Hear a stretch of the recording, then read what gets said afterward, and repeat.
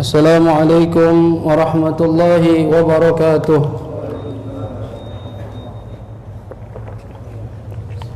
الفاتحة إلى حضرة سيدنا وحبيبنا وشفيعنا رسول الله محمد بن عبد الله وآله وأصحابه وأزواجه وذريته وأهل بيته، ثم إلى روح سيدنا المهاجر إلى الله أحمد بن عيسى، وسيدنا الأستاذ الأعظم الفقيه المقدم محمد بن علي باعلوي، وسيدنا قطب الرباني الشيخ عبد القادر الجيلاني، وجميع ساداتنا آل أبي علوي، وجميع الأولاد تسعة في جزيرة جاوة، وجميع ذرية سيدنا الحسن وسيدنا الحسين وأصولهم وفروعهم، ثم إلى روح مؤلف هذا الكتاب الإمام محمد بن أحمد المحلي، والإمام عبد الرحمن بن أبي بكر السيوطي، والإمام أحمد بن محمد الصووي وأصولهم وفروعهم، ثم إلى روح سيدنا الحبيب عبد الله بن عمر الشاطري وأولاده الجميع، والحبيب محمد المهدي، والحبيب أبي بكر، وسيد الوالد الحبيب حسن، وسيد الوالد الحبيب سالم، وإلى روح سيد الحبيب عبد الله بن محمد بن شهاب الدين، وسيد الوالد الحبيب عبد القادر بن عمر بشير الحسني، والحبيب محمد بن علوي بن عباس المالك الحسني، وإلى روح سيدنا الحبيب علي بن عبد الرحمن الحبشي،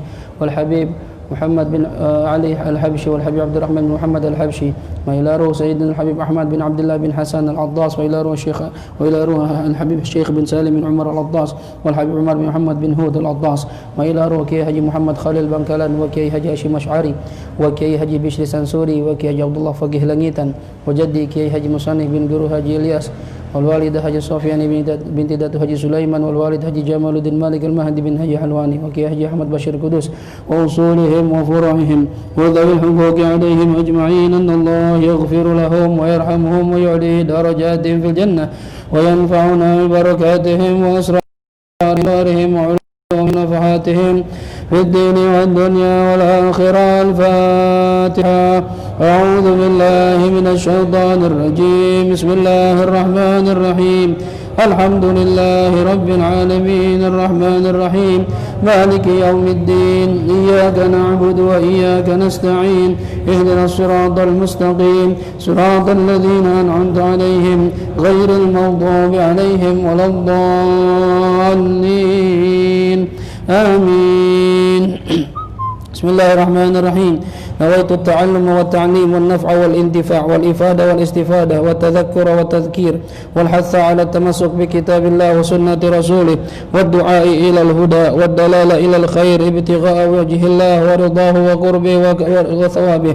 اللهم يا من مقاليد الأمور كلها بيده وإليه يرجع الأمر كله، يا فتاح يا عليم افتح لنا فتحا قريبا، يا فتاح يا عليم يا فتاح يا عليم يا فتاح يا عليم. اللهم أغننا بالعلم وزينا بالحلم وأكرمنا بالتقوى وجملنا بالعافية. اللهم ارزقنا فهم النبيين وحفظ المرسلين وإلهام الملائكة المقربين برحمتك يا أرحم الراحمين.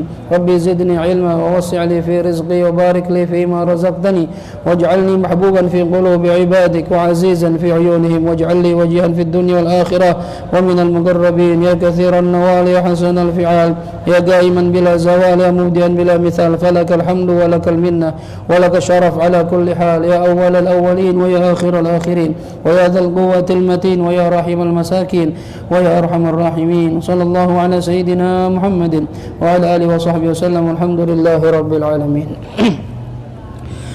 بسم الله الرحمن الرحيم. الحمد لله رب العالمين، والصلاة والسلام على أشرف الأنبياء والمرسلين سيدنا ومولانا محمد وعلى آله وصحبه أجمعين. سبحانك لا علم لنا إلا ما علمتنا إنك أنت العليم الحكيم. رب اشرح لي صدري ويسر لي أمري واحلل عقدة من لساني يفقه قولي. أما بعد. Alhamdulillah hadirin hadirat jamaah Majelis Ilmu Nurul Yakin yang dirahmati Allah Subhanahu wa taala, baik yang hadir di masjid ini ataupun yang mengikuti melalui Facebook saya Hafidz Ghazali. Mudah-mudahan kita semua pada malam hari ini termasuk orang-orang yang mendapat cucuran rahmat dan maghfirah dari Allah Subhanahu wa taala. Ma'asyiral muslimin wal muslimat rahimakumullah. Kajian kita pada minggu ini masih dari lanjutan kajian kita minggu lalu dalam surah An-Nisa ayat 102. Yang punya pegang Al-Qur'an dipegang atau dibuka Qur'annya, An-Nisa ayat 102, di mana di ayat tersebut Allah Subhanahu wa taala mengajarkan kepada Nabi kita Muhammad sallallahu alaihi wasallam dan para sahabatnya bagaimana tata cara salat ketika sedang dalam kondisi takut atau berperang. Ya. Kemarin sudah kita bahas tuh sebagian. Kita baca dulu sisanya, nanti saya terangkan dari kitab fikih supaya lebih detail pembahasan mengenai salatul khauf. Ya, dikatakan di sini, ya, kita ulang dari awal ayat. Qala al-musannif rahimahullahu ta'ala wa nafa'ana bihi wa bi'ulumihi fid dharain amin. Radhiyallahu ankum wa qala radhiyallahu anhu. Qala Allah ta'ala Bismillahirrahmanirrahim. وإذا كنت فيهم فأقمت لهم الصلاة فلتقم طائفة منهم معك وليأخذوا أسلحتهم فإذا سجدوا فليكونوا من ورائكم ولتأت طائفة أخرى لم يصلوا فليصلوا معك وليأخذوا حذرهم وأسلحتهم وَدَّ الَّذِينَ كَفَرُوا لَوْ تَغْفُلُونَ عَنْ أَسْلِحَتِكُمْ وَأَمْتِعَتِكُمْ فَيَمِيلُونَ عَلَيْكُمْ مَيْلَةً وَاحِدَةً وَلَا جُنَاحَ عَلَيْكُمْ إِنْ كَانَ بِكُمْ أَذًى مِّن مَّطَرٍ أَوْ كُنتُم مَّرْضَىٰ أَن تَضَعُوا أَسْلِحَتَكُمْ وَخُذُوا حِذْرَكُمْ إِنَّ اللَّهَ أَعَدَّ لِلْكَافِرِينَ عَذَابًا مُّهِينًا. Wa idza kunta fihim, dan ketika engkau berada ya Muhammad hadiran, saat itu hadir, fihim, di tengah-tengah mereka, di tengah-tengah para sahabat yang sedang berperang Nabi Muhammad. Jadi Nabi Muhammad itu kalau dalam kondisi berperang kadang ikut kadang enggak, gitu ya. Ada peperangan yang Nabi Muhammad hadiri atau ikut sendiri, ada yang Nabi Muhammad hanya mengutus utusan perang saja, gitu ya. Nah, kata Allah Subhanahu wa taala, ketika engkau berada di tengah-tengah mereka ya Muhammad Rasulku, wa antum takhafuna al-aduwa, dan kalian ya para sahabat merasa takut terhadap musuh, tapi pengen salat. Kata Allah, fa aqamta lahumus shalah, fa aqamta, maka hendaklah kamu mendirikan bagi mereka as-shalah, salat, ajak mereka salat walaupun dalam kondisi takut. Jadi salat itu nggak bisa berhenti, nggak ada liburnya. Selama sudah balik dan berakal sehat, apapun kondisi kita wajib salat, ya, di kendaraan ataupun di rumah, sehat ataupun sakit, ya, rapat atau enggak, sibuk apa enggak ada alasan, sholat ya sholat, ya. Jadi jangan ikutin pendapat kalau rapat kita jamaah aja jamaah, atau nggak usah sholat nggak apa-apa, jangan. Ada siapa nggak apa-apa, ya, nggak boleh, ya. Fa aqamta lahumus shalah, jangankan rapat, perang aja masih disuruh sholat. Bayangin lagi perang, ya. Kalau antum lihat filmnya Muhammad Al-Fatih 1453, Masya Allah, ya, sebelum ini khalifah dari dari kerajaan Turki Utsmaniyah, ya, kerajaan Islam terakhir, khilafah Islam terakhir yang berada di muka bumi saat itu, yaitu di daerah Turki. Muhammad Al-Fatih ini ketika ingin menyerang Konstantinopel yang saat itu pahamnya Kristen Ortodok bergabung dengan Kristen Katolik dibantu sama Paus, sebelum menyerang subuh dia sholat jamaah dengan ratusan ribu pasukannya. Masya Allah. Lihat, antum lihat YouTube buka dong, ya, jangan cuma lihat TikTok doang. YouTube cari yang manfaat, cari film Al-Fatih, ya, itu raja Islam yang digambarkan oleh Rasulullah akan memegang Konstantinopel. Ternyata beliau itu namanya sama dengan nama saya, Muhammad Al-Fatih, ya. Sholat subuh dulu jamaah, nggak ada ninggalin sholat. Setelah ngepung 40 hari nggak tembus-tembus, udah mulai putus asa, ya udah pengen pulang aja, dinasehatin sama kiainya, sama syekhnya, ya, tidak ada perjuangan tanpa kesabaran, ya, jangan berhenti, kita udah di sini, maju terus. Masya Allah, luar biasa perjuangannya. Nah, yang kayak gitu tuh nonton kayak begitu, ya, Rambo nggak usah dah, ya, zaman dulu itu. Yang penting-penting aja, contoh yang bagus, ambil manfaatnya. Karena nih yang namanya internet ini kalau kita manfaatin buat baik jadi baik, ya, kalau kita manfaatin buat sia-sia waktu kita. Nah, nih kata Allah, sholat bersama mereka. Fa aqamta lahumus shalah faltaqum ta'ifatun minhum ma'aka. Caranya bagaimana? Faltaqum, hendaklah, ya, berdiri, ta'ifatun, sekelompok, minhum, dari mereka para sahabatmu, ma'aka, bersamamu hai Muhammad, kata Allah. Wa tata'akhir ta'ifah, dan kelompok kedua entar dulu belakangan, bagi dua kelompok. wal ya'khudhu, hendaklah mengambil atau membawa siapa at-taifah, kelompok yang sholat bersama kamu, aslihatahum, membawa senjata mereka. Jadi sholat sambil pegang senjata. Ya, kalau zaman sekarang brand taruh ya di depan kita, atau pistol taruh, granat taruh samping. Sholat nggak apa-apa. Pisau kayak pisau Rambo tuh taruh, samurai kalau ninja taruh sambil sholat, bawa terus. Ya, merang nih kondisinya. Ya, bawa senjata kata Allah. Boleh nggak? Boleh. Allah yang nyuruh malah. Fa idza sajadu falyakunu min waraikum.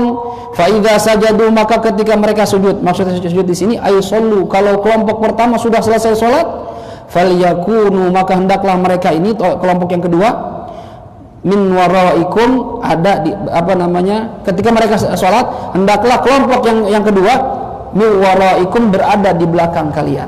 Nah, jadi ini kalau misalnya pasukan 1.500 sholat bareng sama imam, yang 500 jaga di belakang, ya jaga-jaga gitu. Bagi dua kelompok, yahrusuna, mereka menjaga ila antaqudus sholat, sampai mereka kelompok pertama selesai sholat. Gantian, begitu kelompok pertama selesai sholat, assalamualaikum, bangun, nggak usah pakai wiridan masing-masing aja, lagi perang, ya. Kelompok kedua langsung sholat lagi. Ya, jadi imamnya sholat 2 kali. Ini cara pertama nih. Emang kenapa sih Ustaz nggak imamnya masing-masing aja? Ya kan sahabat, siapa nggak pengen sholat di belakang Rasulullah? Ntar ngiri yang kedua, ya saya imamnya bukan Rasulullah, beda. Ya, kita aja ya, hati kita kalau cocok sama seorang syekh, seorang kiai, seorang ustadz, ya seorang guru, sholat bareng dia anteng, hati kita tenang, enak gitu ya, mantep. Ini kalau imamnya cek-cek, ya apa itu? Ya dia lagi, malas. Ini imamnya Rasulullah, siapa yang bisa menandingi Rasulullah SAW? Ya, para sahabat itu berusaha pengen sholat bareng Nabi terus. Jadi caranya itu bagi 2. Yang pertama selesai, Nabi sholat lagi, ngulangin lagi. Yang kedua sholat lagi bareng Nabi. Dari ilmu fikih itu didapatkan hukum bahwasannya sah sholat orang yang imamnya sholat sunnah, makmumnya sholat wajib, atau kebalikan, imamnya sholat wajib, makmumnya sholat sunnah. Boleh. Kayak misalnya kita habis sholat maghrib mau ba'diyah, ada yang jamaah, ya itu biarin aja, sah jamaahnya, boleh kok. Yang penting susunan sholatnya sama. Beda kalau anda sholat ba'diyah, yang satu sholat jenazah, ya nggak ketemu. Ya, yang satu kapan sujudnya, kapan rukuk, dia begini doang, ya, nggak sama. Cuma kalau cuma beda rakaat, cuma gerakannya sama, boleh saja. Yang jadi khilaf itu apakah dapat pahala jamaah atau tidak, itu yang masalahnya. Kalau sahnya sah, jamaahnya sah. Jelas kira-kira? Ya, jadi nggak perlu ente kasih tanda. Maksud jangan, gitu. Jangan. Ini kalau 3 kali bisa batal tuh, 2, 3, ya 3 kali batal ntar. Ya, biarin dia. Ya. Lalu kemudian setelah itu gimana caranya? Wal ta'ti ta'ifatun ukhra, maka kemudian datanglah kelompok yang berikutnya, lam yusallu, yang belum salat, fal yusallu ma'aka, maka hendaklah mereka salat bersama engkau ya Muhammad Rasulku, kata Allah. Wal ya'khudhu hidrahum, dan hendaklah mereka juga hendaklah mereka waspada, membawa kewaspadaan mereka, sambil sholat sambil waspada, jangan lengah, gitu ya. Sholat sambil merhatiin situasi, kondisi. Wa aslihatahum, dan bawalah senjata mereka juga. Jadi bawa senjata juga, sama seperti kelompok yang pertama. Kemarin sampai situ kajian kita. Kemudian kata Allah, waddalladzina kafaru, wadda, sangat senang, sangat cinta, sangat suka siapa alladzina kafaru, orang-orang kafir. Kafir ini yang tidak beriman, ya. Jadi sekali lagi kalau katanya nggak boleh pakai kalimat kafir, ya nggak masalah, itu salah pendapat. Orang Allah juga bilang kafir di sini, ya. Kafir itu orang yang menutup hatinya dari hidayah, orang yang nggak mau menerima hidayah dari Allah Subhanahu Wa Taala, itu kafir. Itu jangan marah, itu bahasa halus, bukan bahasa kasar. Ya, Allah nggak pernah nyebut orang yang nggak beriman dengan kalimat binatang, nggak pernah. Kita disebut domba tersesat sama orang Kristen, ganteng-gantengin domba dibilang. Ya, kita nyebut ente kafir. Kafir itu orang yang menutup diri dari hidayah, orang. Ya, soalnya kok kafir serem gitu. Enakan dibilang kafir apa domba ente? Yang enak dua-duanya. Iya, cuma yang domba itu binatang, kafir orang, masih mendingan orang. Sama seperti orang dibilang begini, mendingan dibilang kayak monyet tapi orang, Apa kayak orang atau monyet? Ya. Lu kayak monyet lu, nggak usah marah. Masih mending kayak monyet. Siapa saya orang? Dia bilang daripada orang ngatain lu kayak orang, lu kayak orang, dan lu bukan orang nih. Monyet dong kalau gitu. Sama kayak gitu. Kita disebut binatang sama orang Kristen, tapi Islam nggak gitu. Ini bahasa halus. Ini yang mengartikan kafir itu kasar, salah itu. Ya, nggak paham bahasa Arab. Waddal ladzina kafaru, sangat menyenangi, sangat suka siapa orang-orang kafir. Lau taghfuluna, seandainya kalian lalai. Idza kuntum ila shalah, ketika kalian mendirikan salat. Mereka pengen nih kalian salat, kan orang di salat khusyuk nih. Ya, lagi salat khusyuk. Jadi mereka nggak sadar kalau diserang. Mereka berharap kaum muslimin semua salat kita serang. Tuh mereka pengen tuh. Mereka sangat suka jikalau kalian lalai di sini maksudnya lengah, ya, ketika kalian mendirikan salat. An aslihatikum, lalai masalah apa? An aslihatikum, dari senjata-senjata kalian, wa amtiatikum, dan barang bawaan kalian. Nah, ya, mereka pikir kalau orang Islam lagi sholat nggak bawa senjata dong, sholat. Masa sholat bawa senjata? Belum pernah terjadi sholat bawa senjata. Tapi ternyata Allah ngajarin bawa. Allah udah tahu nih orang triknya orang kafir nih menyerang orang Islam lagi sholat. Nah, orang Islam mau sholat belum pernah kejadian, gimana sholat lagi perang? Kalau kita lengah diserang kita nggak bawa senjata. Nah, ternyata Allah suruh bawa. Bahkan Allah suruh waspada lagi sholat suruh waspada. Ya, bawa. Ya, mereka suka kalau kalian lengah terhadap senjata kalian dan barang-barang kalian. Fayamiluna alaikum, maka mereka akan menyerang kalian. Mailatan wahidah, dengan serangan yang apa namanya sekali serangan besar.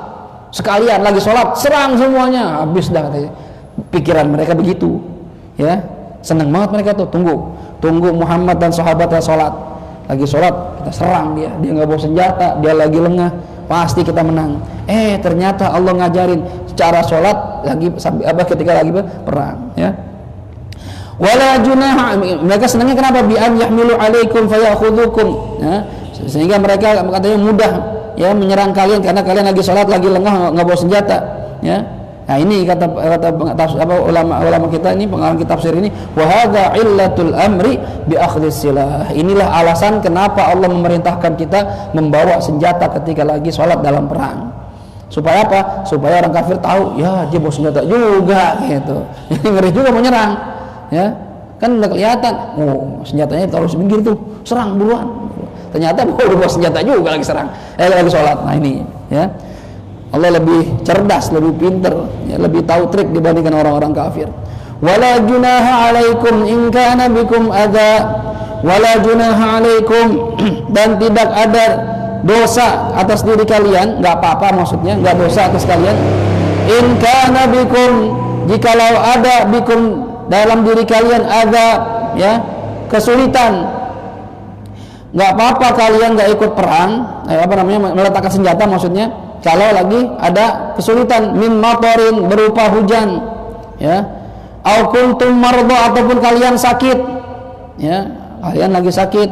Nah, ini orang sakit wajib perang nggak wajib perang, lagi sakit, ya. Tapi kalau hujan yang hujan bukan gerimis, ya, banjir, hujan gede, ya, gimana perangnya Ustaz? Banjir, nggak bisa jalan. Nah, itu udzur namanya, ya. Antadau aslihatakum, apa yang tidak dosa kalian meletakkan senjata-senjata kalian. Artinya nggak bawa senjata, nggak pergi dulu, ya, karena lagi udzur. Ini pun berlaku sampai sekarang, ya. Ada orang udah tua, kita mau perang lawan orang kafir, udah tua, udah stroke, ya udah nggak usah perang.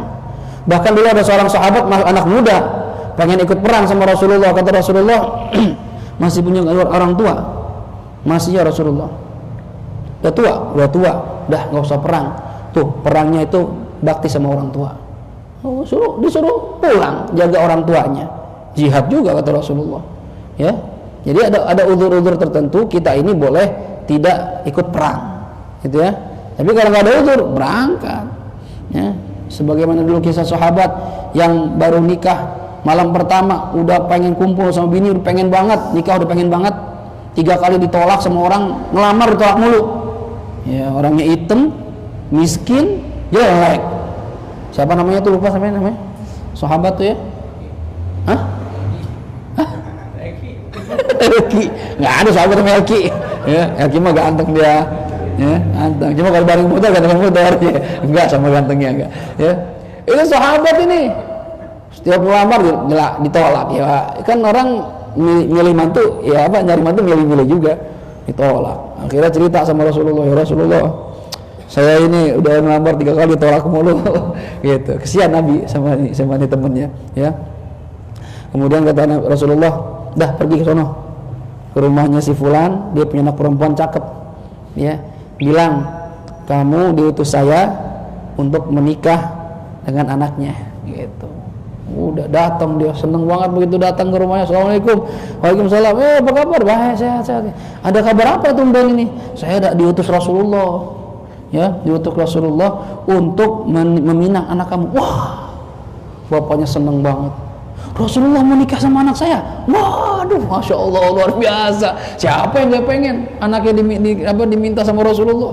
Ya, sama kalau anak kita diminta Habib yang alim, yang luar biasa. Jangan Habib, kiai yang minta, ustadz yang minta. Ya, senang. Ada yang pengen diminta anaknya aja. Senang banget diminta Rasulullah. Ya, katanya dia bukan buat Rasulullah tapi buat saya. Buat lu. Gitu. Ya elah, yang tadi udah seneng jadi lemes lagi. Ya kalau buat lu ya ntar dulu ya, pikir-pikir dulu. Ya aduh, gagal lagi nih kata nih. Gagal lagi dah ya. Ya dah, kalau gitu saya pulang dulu dah kalau mau masih mikir-mikir ya. Anaknya dengar dari kamar, ayah itu tamu utusannya Rasulullah, jangan ditolak ya, jangan ditolak. Kata bapaknya, nggak ganteng, nggak kaya ya, orang susah, hitam, jelek, kamu cakep, padahal kamu udah diminta anak orang-orang bangsawan, kamu tolak ya. Katanya anak itu, apakah ayah dan ibu tidak ingat firman Allah Ta'ala, wa ma atakumur rasulu fakhudhuhu wa ma nahakum anhu fantahu wa ma kana lil mu'minin idza qadallahu wa rasuluhu amran an yakuna lahumul khiyaratu min amrihim. Tidak ada hak bagi orang beriman apabila Allah dan Rasulullah sudah memutuskan satu perkara lalu milih perkara lain. Enggak boleh begitu. Ini yang menyuruh Rasulullah, saya nggak berani melawan Rasulullah. Oh lihat tuh, wanita salihah luar biasa. Walaupun lakinya nggak ganteng, nggak kaya, dia cantik luar biasa, Arab. Ente yang pernah umrah, pernah haji, tahu dah gimana cewek Arab. Apalagi saya pernah di Yaman. Waduh. Ya. Untung bini saya cakep, kalau kagak saya malas juga, ya. Malah jadi. Benar cewek Arab. Saya ditawarin sama teman saya di Yaman, "Fit, mau nikah enggak sama saudara ana?" Waduh, Arab ini. Ya. Ntar ana cuma pikirnya itu kalau pulang kampung berapa juta. Mahal. Ya. Aduh, enggak ada. Kalau mau ayo. Waduh, ditawarin kita. Ya.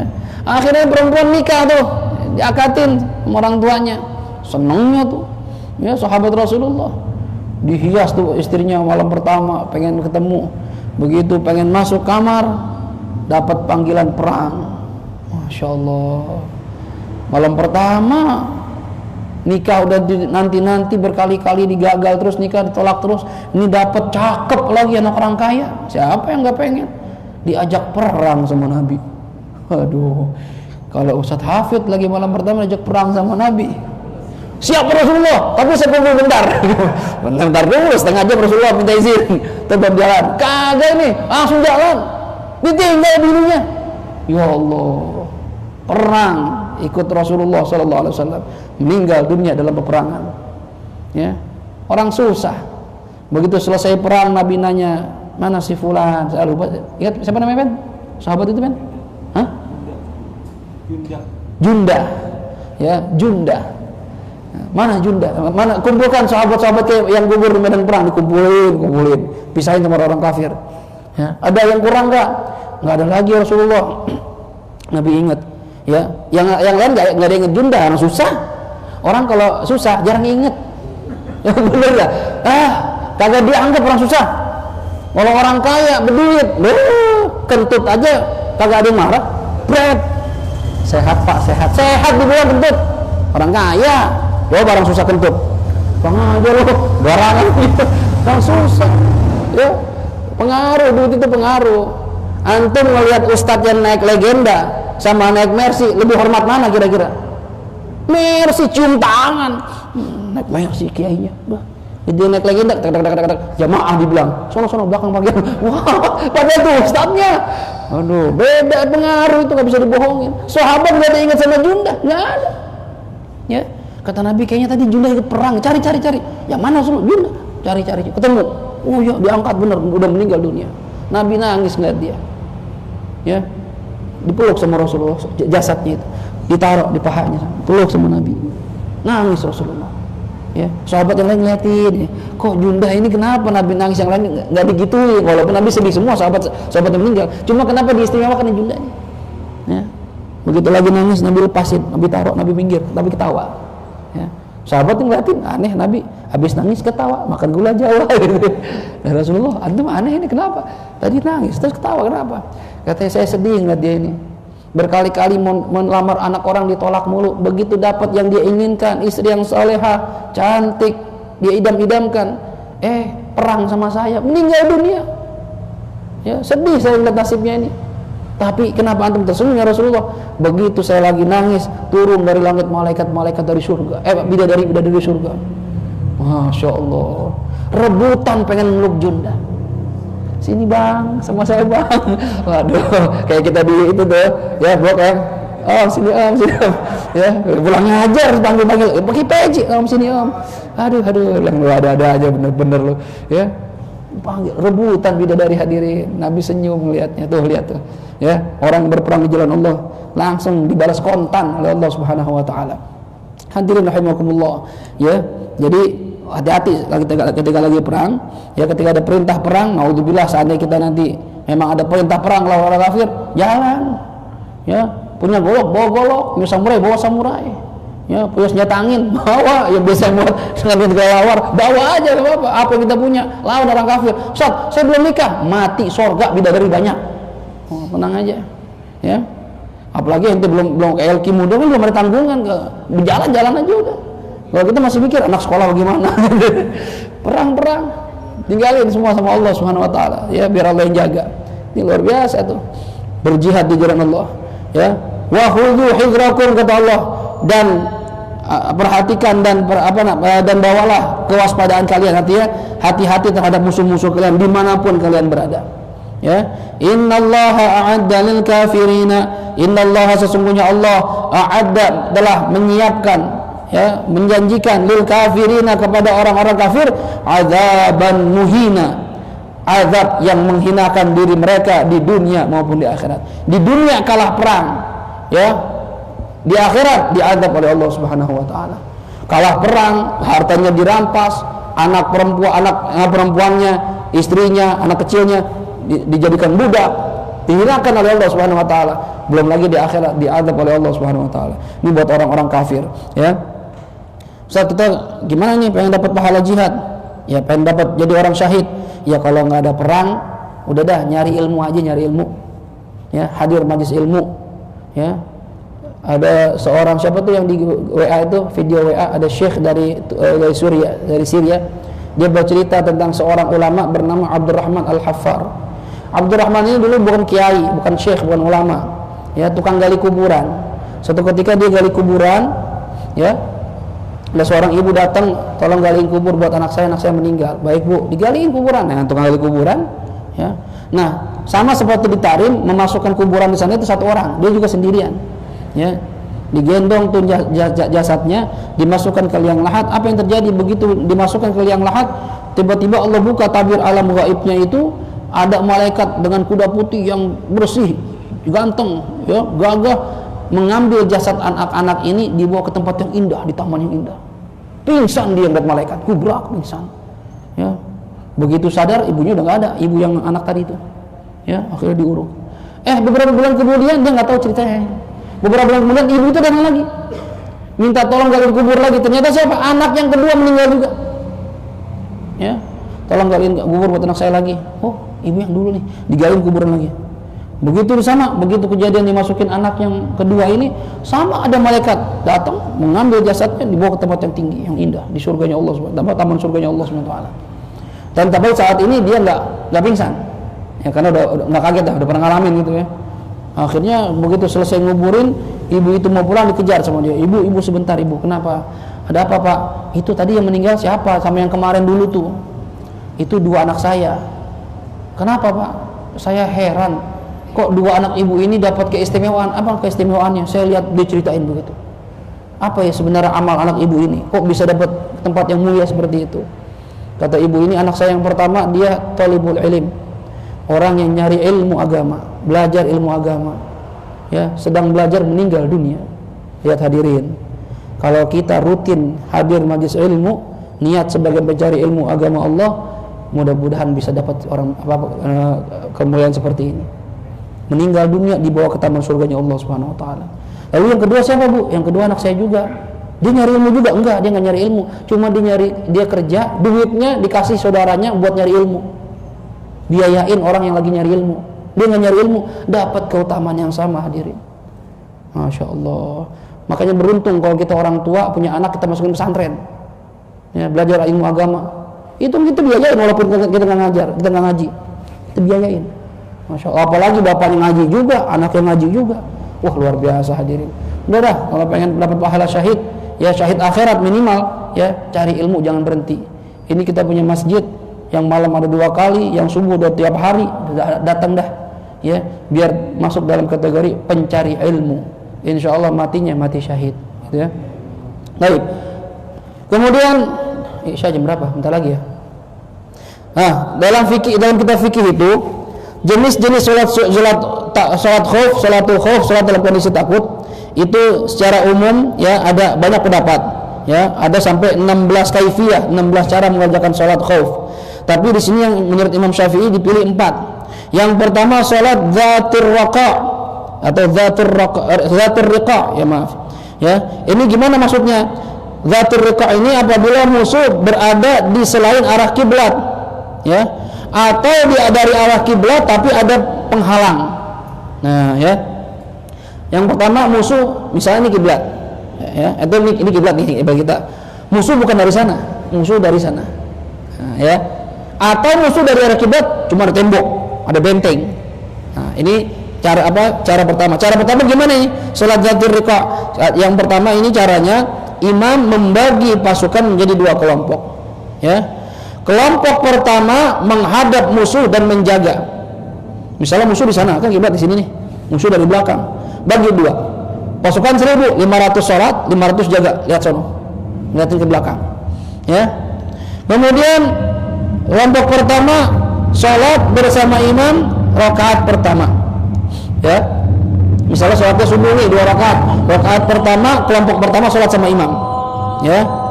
Lalu rakaat kedua, sebentar.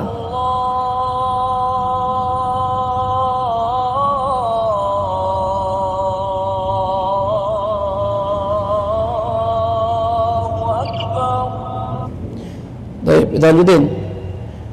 Rakaat pertama, kelompok pertama sholat sama imam 1 rakaat. Ya. Ketika imam bangun rakaat kedua, ya, maka kelompok pertama ini niat mufaraqah. Jadi nggak sampai selesai sholatnya. Niat mufaraqah, apa mufaraqah Ustaz? Memisahkan diri dari imam. Ya. Imam diri rakaat kedua, kelompok yang makmumnya ini belakang ini, ya jamaah dia niat semua mufaraqah, lalu lanjutin 1 rakaat berikutnya sendirian. Salam. Imam diri aja yang lama, baca surah yang lama. Yang belakang makmum salam sampai selesai, ya. Begitu selesai ganti. Kelompok pertama ini jaga musuh di belakang, kelompok kedua jamaah lagi sama imam. Paham?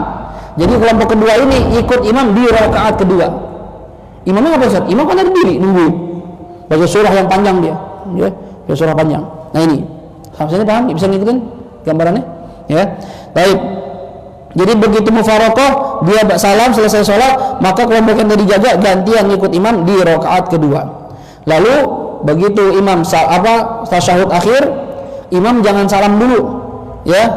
Imam jangan salam dulu, tapi nunggu makmum naik rakaat kedua. Nunggu makmum naik rakaat kedua. Naik rakaat kedua, dia sholat sendirian, rame-rame tuh, ya, lanjutin, lalu duduk lagi sama imam. Lalu salam, assalamualaikum warahmatullahi, assalamualaikum warahmatullahi. Cara sholat yang pertama namanya dzatur riqa'. Ya, ketika musuh tidak ada di arah, bukan dari arah kiblat, di belakang, salat di samping, atau musuh di arah kiblat cuma ada temboknya, ada penghalangnya. Jelas sampai sini? Ini cara sholat khauf yang pertama. Yang kedua, insya Allah karena sudah isya, nanti kita lanjutin minggu depan. Ada 3 lagi. Ada namanya sholat bi ghasafan, ada sholat bi batnil nakhl, ada sholat syiddatul khauf. Ini akan kita bahas caranya satu persatu dalam kajian kita berikutnya. Walaupun ini sebenarnya kajian fikih, cuma karena ayat ini membahas mengenai sholat syiddatul khauf, ya sholat khauf, maka kita bahas biar lebih detail. Ya, ini para ulama di Al-Quran ini yang disampaikan sholat yang jenisnya seperti ini. Tadi Allah katakan ya sholat dulu sampai selesai, begitu selesai imam sholat lagi, kelompok kedua sholat. Ini termasuk jenis sholat khauf. Tapi para ulama kita mengumpulkan jenis sholat khauf sampai 16. Dalam mazhab Syafi'i diambil 4 dan ini diambil dari hadis. Ya, bukan berarti di Al-Quran nggak ada pada peristiwanya. Nah, itu pentingnya kita ngaji Quran dan hadis. Ya, fikih itu diambil dari Quran dan hadis. Ya, jadi kalau cuma Quran saja, ya tidak dibarengi sama hadis, nanti nggak lengkap pengetahuannya. Karena fungsinya hadis itu ya untuk memperjelas Al-Quran. Al-Quran menggambarkan secara mujmal, secara global, lalu diperinci sama hadis. Inilah yang diijtihadkan oleh para ulama, diambil hukum-hukum dari Al-Quran dan hadis. Jadi nggak bisa dipisah Al-Quran sama hadis. Ya. Dan bagi orang-orang kayak kita, sekali lagi orang awam tidak bisa mengambil atau istinbat hukum dari Quran langsung karena kita tidak memiliki kapasitas di situ. Paham Quran aja kagak, baca Quran aja kagak bener. Lalu mau gaya-gaya mengambil hukum dari Quran langsung. Antum siapa? Kita bukan mujtahid, kita orang awam yang tugasnya cuma taklid saja, ngikutin ulama yang lebih alim, lebih ngerti dibandingkan kita yang bodoh. Jelas kira-kira? Insyaallah pertemuan berikutnya kita bahas 3 jenis lagi sholatul khauf. Nah, lalu baru kita masuk ke ayat berikutnya. Ada pertanyaan sebelum saya tutup? Kalau enggak kita langsung adzan. Enggak ada? Ayo. Kalau enggak ada kita tutup dengan suratul Fatihah. Kita mohon kepada Allah Subhanahu wa taala mudah-mudahan apa yang kita pelajari di malam hari ini Allah jadikan sebagai ilmu yang manfaat, dan mudah-mudahan kita semakin mengerti syariat yang dibawa oleh Nabi kita Muhammad sallallahu alaihi wasallam, makin cinta dengan beliau, makin mengikuti sunnah-sunnah beliau, dan mudah-mudahan dengan mengikuti sunnahnya kita berharap nanti di hadapan Allah kita dapat syafaat dari Nabi kita Muhammad sallallahu alaihi wasallam. Ala hadhihi niyyah wa likulli niyatin salihah wa ila hadratil habibil mustafa Muhammadin sallallahu alaihi wa alihi wasallam. Al-Fatihah. A'udzu billahi minasyaitonir rajim. Bismillahirrahmanirrahim. Alhamdulillahi rabbil alamin arrahmanir rahim maliki yaumiddin. Iyyaka na'budu wa iyyaka nasta'in. Ihdinas siratal mustaqim. Siratal ladzina an'amta 'alaihim ghairil maghdubi 'alaihim waladdallin. Amin. Sebelum doa, pengumuman sebagaimana biasa setiap Sabtu malam Ahad atau Sabtu malam Minggu kita mengadakan kegiatan Qiyamul Lail. Dari jam 2 kita sholat tahajud masing-masing, ya, lalu setengah 3 kita mulai dengan sholat tasbih berjamaah. Jam 3 kita sholat witir berjamaah dengan menghatamkan Al-Quran. Setengah 4 kita zikir, doa hatam Quran, doa wahbah. Lalu 4 kurang 1/4 kita mulai kajian kitab Al-Miftah li Babin Nikah. Ya, bagi yang punya waktu atau kosong gak ada kegiatan, silahkan hadir bersama-sama kita. Kan besoknya Minggu libur, ya, kapan lagi kita nggak ya punya waktu sholat bareng-bareng, ditambah ada kajian ilmunya. Jadi yang punya waktu besok Minggu malam, Sabtu malam Minggu kumpul lagi di sini di Masjid Darul Yakin. Ya, lalu kemudian kajian subuh saya ternyata saya salah tangkap itu, ya. Bang Fauzan bilang itu dirubah rebo, cuma minggu itu doang ternyata. Ya, saya pikir terus-terusan gitu ya. Jadi sekarang bagi yang biasa mengikuti kajian subuh saya itu tetap hari Selasa ternyata, ya, hari Selasa dengan kajian bergantian antara fikih dengan tasawuf, ya, seminggu tasawuf, seminggu fikih, dan begitu seterusnya. Kalau Sabtu malam Minggu kajiannya khusus masalah kitab nikah, masalah hukum pernikahan, gitu ya. Demikian kita baca doa bersama-sama, mudah-mudahan yang kita niatkan, yang kita baca ini dijadikan Allah ilmu manfaat sampai akhir hayat kita. Astaghfirullahaladzim. Bismillahirrahmanirrahim. Alhamdulillahirabbil alamin. Allahumma shalli ala sayyidina Muhammad wa ala ali sayyidina Muhammad. Allahumma la tada' lana fi maqamina hadha dhanban illa ghafartah wa la hamman illa farajtah wa la daynan illa qadaitah wa la maridan illa shafaitah wa la jahilan illa 'allamtah wa la dhallan illa hadaitah wa la faqiran illa aghnaytah wa la a'zaban illa zawwajtah wa la hajatan min hawajid dunya wal akhirah laka fiha ridha wa lana fiha salah illa qadaitaha wa yassartaha bi rahmatika ya arhamar rahimin. Allahumma arhamna bil Qur'an waj'alhu lana imaman wa nuran wa hudan wa rahmah. Allahumma dhakkirna minhu ma nusina wa 'allimna minhu ma jahilna warzuqna tilawatahu ana al-layli wa atrafan nahar waj'alhu lana hujjatan ya rabbal alamin. Ya hayy ya qayyum birahmatika nastaghith min 'adzabika nastajir aslih lana sha'nana kullah wa la takilna ila anfusina tarfata 'ain da'awahum fiha subhanakallahumma wa tahiyyatuhum fiha salam wa akhiru da'wana alhamdulillahi rabbil alamin. Subhanakallahumma wa bihamdik asyhadu an la ilaha illa anta astaghfiruka wa atubu ilaik. Wal 'afwu minkum. Assalamu alaikum warahmatullahi wabarakatuh.